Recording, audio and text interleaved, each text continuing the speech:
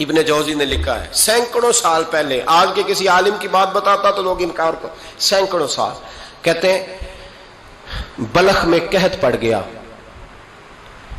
لوگ ہجرت کر کے سمرقند آ گئے، ایک سیدوں کا خاندان بھی آیا،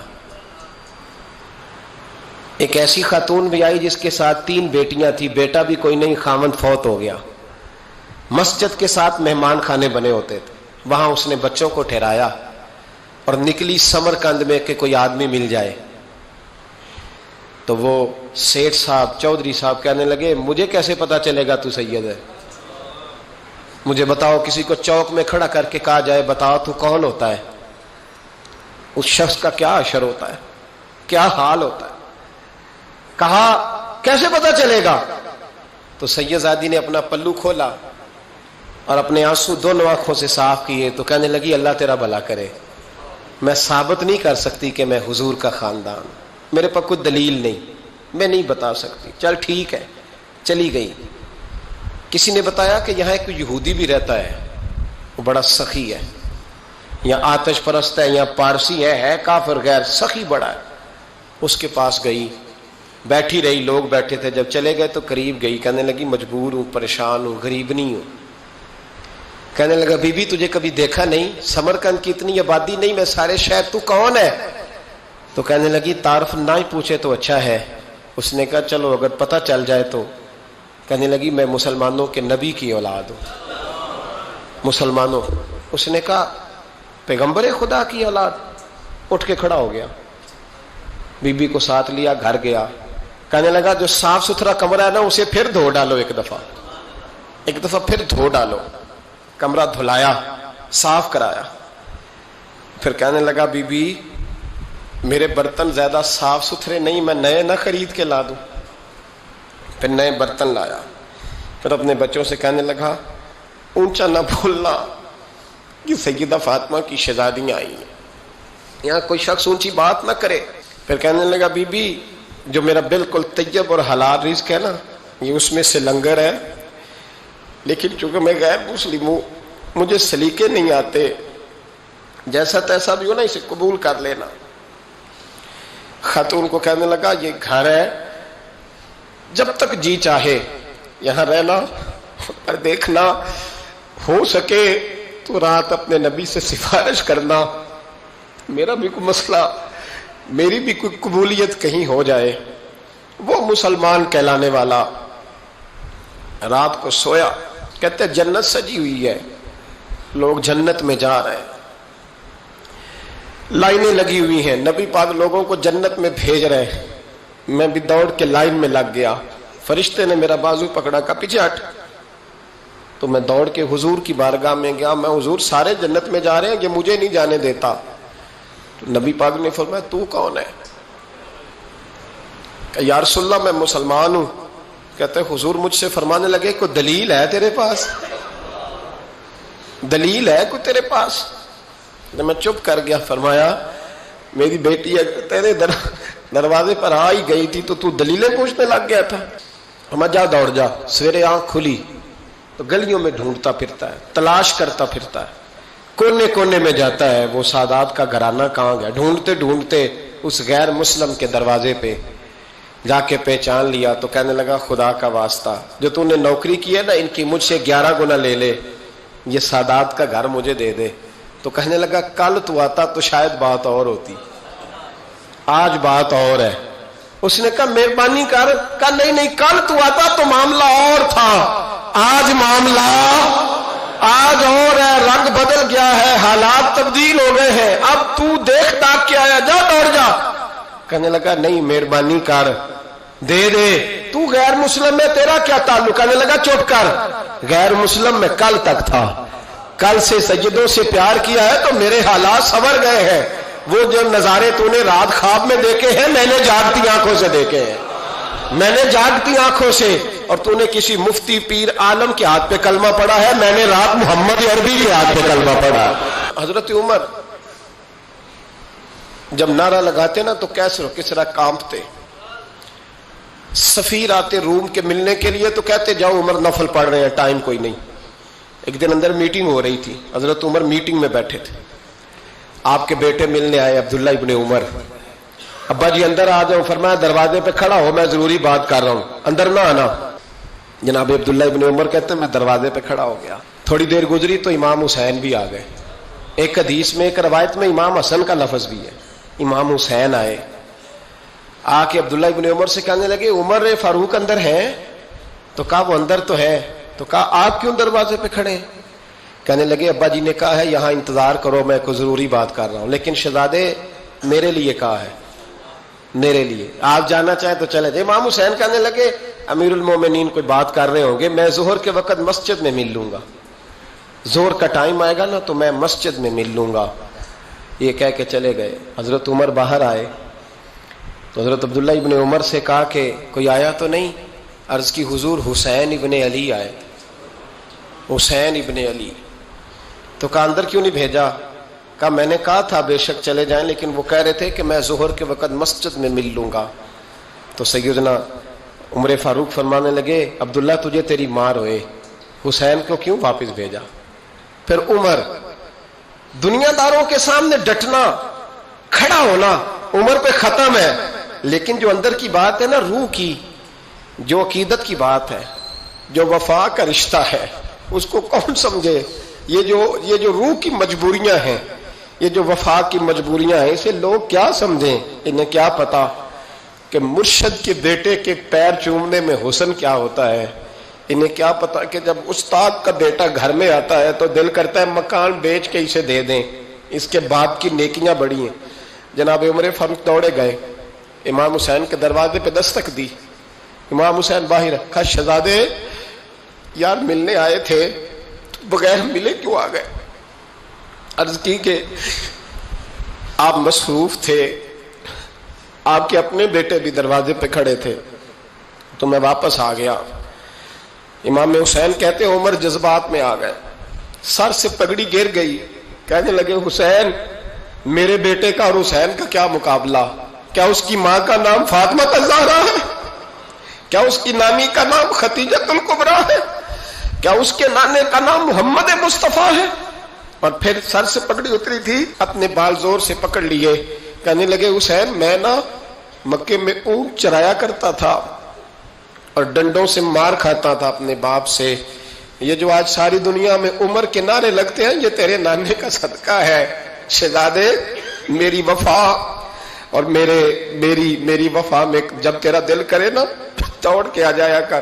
عمر تو لوگ, ایک دن امام حسین نے آ کے نا جناب فاروق اعظم سے کہا, خطبہ دے رہے تھے بچوں کی طبیعت شروع میں, پتہ نہیں کیا بات آئی امام حسین کے دل میں, کہنے لگے عمر نیچے اترو, یہ میرے نانا کا ممبر ہے.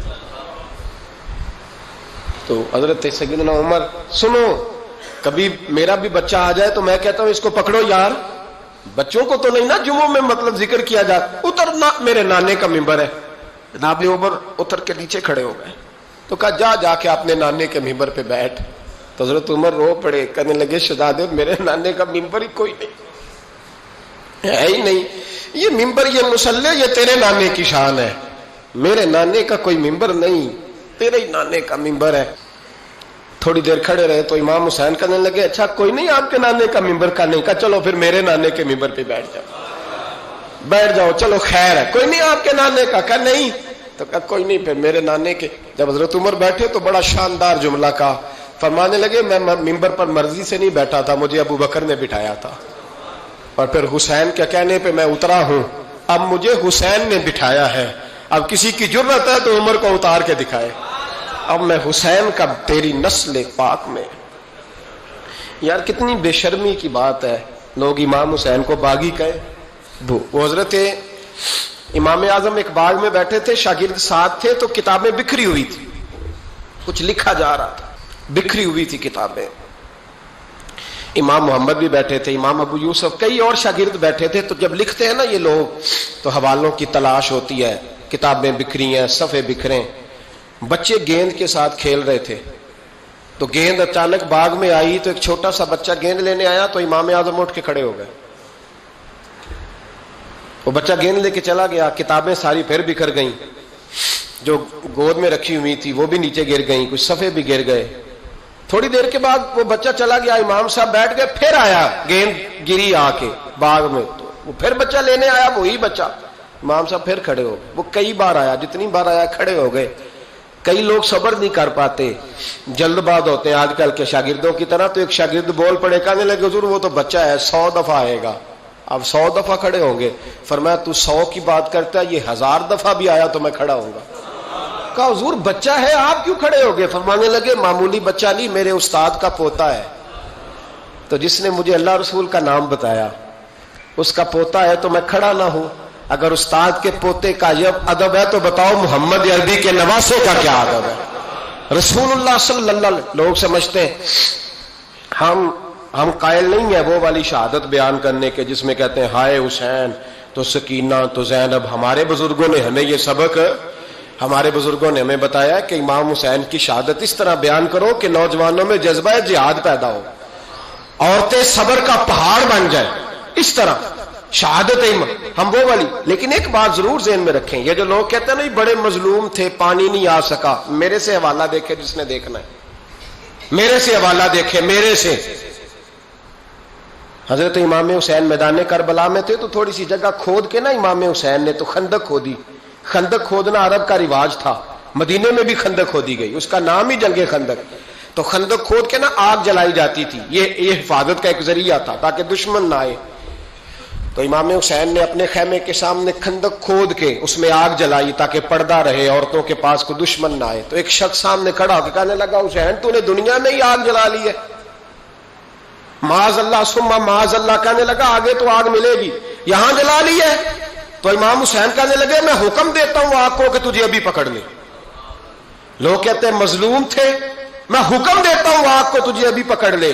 یہ لفظ امام حسین نے کہے. میں 3 کتابیں تو میری لائبریری میں ابھی ہیں جن میں حوالہ ہے, 3 کتب سے, اور آج کل پرسوں کی کتاب نہیں, سینکڑوں سال پرانی. جب کہا نا میں حکم دیتا ہوں تو وہ آدمی گھوڑے سے نیچے گرا, گھوڑے سے نیچے گرا, اور گھوڑے کی رکاب کے اندر اس کا پیر الجھا. گھوڑا ڈر کے اتنا دوڑا کہ جا کے اس آدمی کو آگ میں پھینک دیا. امام حسین کے سامنے جل کے مر گیا. یہ حسین ابن علی ہے.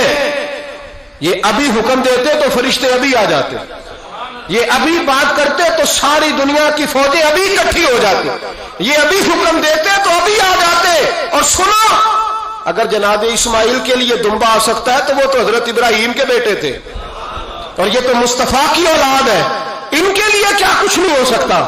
لیکن امام حسین نے پسند کیا تھا کربلا کے جہاد کو, اس کو پسند کیا تھا مولا علی نے, وہ اپنی پسند پہ تھے. کوئی آدمی اس طرح نہ بیان کرے کہ بڑے مظلوم تھے تو بڑی مشکل میں تھے تو بڑا روتے تھے بڑے, اور کوئی شخص ایسی بات. یہاں تو تماشا لگ گیا ہے, تماشا لگ گیا ہے. ایک وہ ہے جو آج کل کہہ رہے ہیں بس جی وہ تو 2 شہزادوں کی جنگ تھی, انہیں بھی شرم نہیں آتی, اور ایک ممبروں پہ چڑھے ہوئے ہیں, چہرے پہ داڑھی کوئی نہیں, سر پہ ٹوپی کوئی نہیں, بازاری سا انداز ہے, کبھی دوڑ کے ادھر جاتے ہیں, کبھی بھاگتے ہیں, کبھی کہتے ہیں اونچا بولنا, پیروں پہ کھڑا ہونا. یہ لوگ بیان کریں گے امام حسین کی بات, یہ لوگ بیان کریں گے. بیبیوں کے مصائب پڑھ رہا ہوں, وہ اور بیبیاں ہوتی ہیں جو ہائے ہائے کرتی ہیں, واہ ویلا کرتی ہیں. یہ میرے نبی کا خاندان ہے, یہ میرے نبی کا خاندان ہے, نبی کا خاندان. میں حوالہ دکھاؤں گا, مجھ سے سنو حوالہ.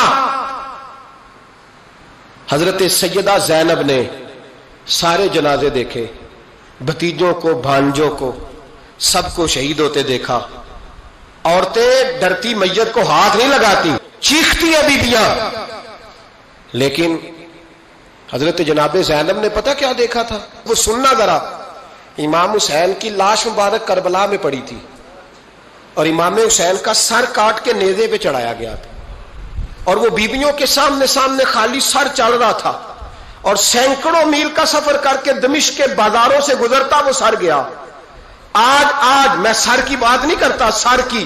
آپ مرد ہیں, جوان ہیں سارے, یہاں کسی کا کٹا ہوا ہاتھ پھینک دیا جائے نا, ہاتھ تو لوگ چیخے مار کے دوڑ جائیں گے, بلکہ ہاتھ تو دور رہا, کسی کی انگلی کاٹ کے یہاں پھینکی جائے تو لوگ چیخے مار کے مرد دوڑ جائیں گے. لیکن کٹا ہوا سر دیکھا, لاشیں دیکھے. یزید کا دربار آیا, بی بی صاحبہ کو نا ایسے عورتوں نے اپنے حالے میں لیا ہے. سیدہ زینب وہاں بیٹھ گئیں. تو جب بولا نا یزید دربار میں, کہنے لگا کہ دیکھو اللہ نے عزت والوں کو عزت دی, معاذ اللہ ثم معاذ اللہ. اور میرے مخالفین کا کیا حشر ہوا جب اس نے دیکھیں نا، ایک آدمی مجبور ہے، مقہور ہے، اتنا لمبا سفر ہے، غربت ہے، پیاس ہے، بیماری ہے، کیا انداز ہے جب اس عالم میں یزید کے دربار میں اس نے گستاخی کی امام حسین کی. یہاں لوگ کہتے ہیں کسی کو کچھ نہ کہو، کہ کیوں نہ کچھ کہیں، جو سیدنا امام حسین کے بارے میں بات کرے گا زبانیں کھینچیں گے اس کی، جو صحابہ کے بارے میں بات کرے گا ہم کرنے دیتے ہیں. یہ کیا بات ہوئی؟ گستاخی کرنا، بے ادبی کرنا، یہ کون سا دین ہے؟ یہ تو تم بے دینی پھیلا رہے ہو. سنو، جب اس نے بے ادبی کی تو سیدہ زینب چپ نہیں رہی، بلکہ حضرت زینب بولی اور کھڑی ہوئی، اور آپ نے تلاوت کی قرآن مجید کی اور آیتیں پڑھی، کہنے لگی وَتُعِزُّ مَن تَشَاءُ وَتُذِلُّ مَن تَشَاءُ بِیَدِکَ الْخَیرُ. اور آپ فرمانے لگی یزید تو کہتا ہے تیرے مخالفین پسپا ہو گئے، تجھے عزت ملی. آپ فرمانے لگے یہ تیرا دربار ہے نا، یہ تیرا سجا ہوا ہے نا، تیرا اس وقت ڈنڈا چلتا ہے نا. فرمانے لگی چند سال ٹھہر جا، تیرے اوپر لوگ لعنتیں برسائیں گے. اور فرمایا جب جمعے پڑھے جائیں گے تو لوگ میرے حسین کے نام کے خطبے پڑھیں گے. فرمایا آج یہ تیرا دربار ہے نا.